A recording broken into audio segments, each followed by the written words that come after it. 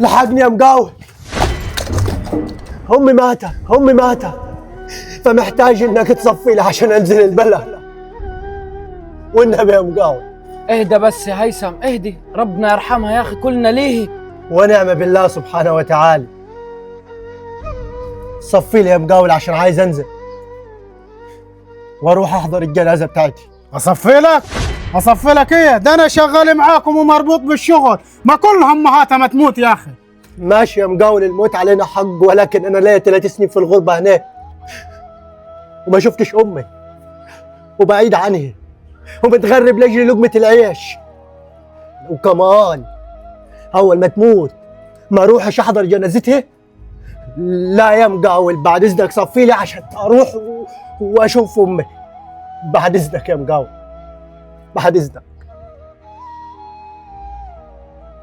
اسمع يا حبيبي، نحن في غربة تستحمل الحلوة والمرة. انا ماليش دعوة عمك ماتت ولا ماتتش، انا مربوط بشغل. لا يا مقاول، كده انت ما عندكش حق في الكلام دي. ده امه اغلى من الدنيا كلها عندي، يغور الشغل وتغور كل حاجه. يعني اللي حصل مع هيثم دي ممكن بكره وبعد احسن معاي، تعمل معاي كده ابو الشغل على ابو اي حاجه يا مقاول. اسمع يا ابو السريع، انت وهيثم اللي عندي قلته، عاوزين تمشوا ما لكمش حساب عندك. كيف يعني؟ وعشان الواحد حصل له ظرف يبقى ملهوش فلوس عندك؟ طب تيجي كيف داي؟ تيجي كيف يا ابو سريع؟ انا هنقول له ما عارفش مال مقاول يا مقاول، ده دي موت، يعني ما نزلش مثلا فرح نقوله. خلاص يا ابو السريع سيبه، انا مش عايز حاجه مني. واذا كان على امي انا عندي بالدنيا كلها ويهون عشانها كل شيء، ولا فلوس ولا شغل ولا غربه هتعوضني امي. فانا هروح ادفن امي، مش عايز حاجه مني. وانت يا ابو السريع خليك في شغلك واكل عيشك. السلام عليكم. خد يا هيثم، ينفع كده يا مقاول؟ ده هيقول لك امه متوفاي. حسب الله ونعم الوكيل فيك يا شيخ. كمان ما تحاسبني في وشي وعلي اليم من غير ما تقول يا مقاول، انا اصلا ماشي عشان ده صاحبي واكل معاي عيش وملح وغربة 3 سنين، فلازم نمشي له في الواجب قبل الفرح، وده اللي تربينا عليه في الصعيد، وعاداتنا وتقاليدنا تقول كده من غير سلام. روح يا عم.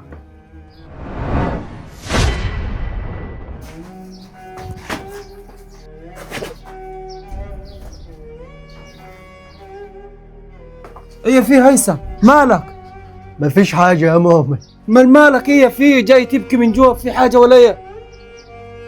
امي ماتت يا مؤمن. ماتت؟ انا الله وانا اليه راجعون. ماتت.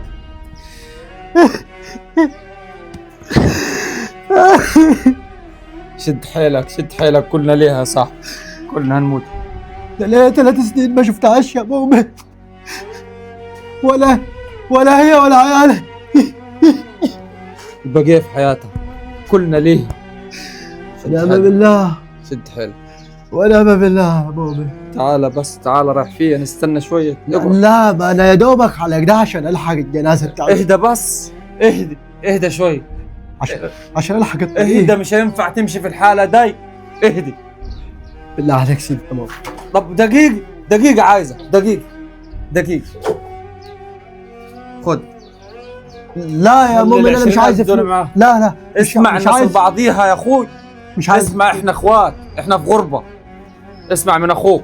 مش عايز فلوس يا مؤمن. اسمعنا، عاوز بس الحق. انت مروح فجأة هتاخدهم 20,000 جنيه دول، خلوهم معاك، وبعدين لينا مجمع مع بعض، الجايات احسن. تشكر وبارك الله فيك يا مؤمن، مردود على. احنا اخوات، تشد حيلك. ماشي. خلي بالك من نفسك. كلنا ليه. الله يرحمها ويحسن إليه. استنى يا هيثم، انا جاي معاه. وانت يا مؤمن بالله عليك لم لنا الدنيا عشان نازل مع هيثم. حاضر. خليك في شغلك يا مصطفى. لا يا صاحبي، انا خلاص قلت انا معيش شغل تاني. يعني هينفع تقطع اكل عيشك؟ يلا يا صاحبي، دي ما فيهاش اكل عيش.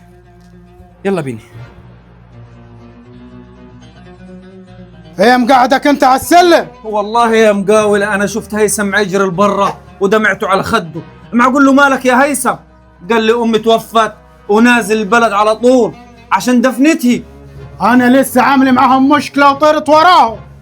طب ليه يا مقاول المشاكل بس وهو معاه حالة زي كدي؟ ده احنا المفروض ما نجوش على بعض، دي حالة وفاة ما حدش عارف مين هيموت معاه ولا اي ظروف تحصل. انا اهم حاجه معي شغلي. شغلية بس يا مقاول، الشغل مش كل حاجة، التقدير احسن من 100 شغل يا مقاول.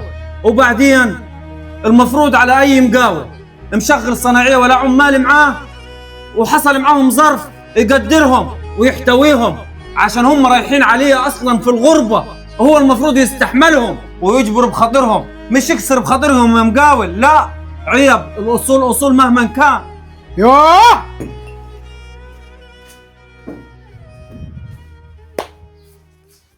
ومعلش يا هيثم، زي ما في مقاولين وحشي في مقاولين زين. اهم حاجه الحق امي يا ابو السريع. واللي سبتيني عز الناس في دنيا ما فيهاش احساس. ما قلنا يا زمان ما خلاص،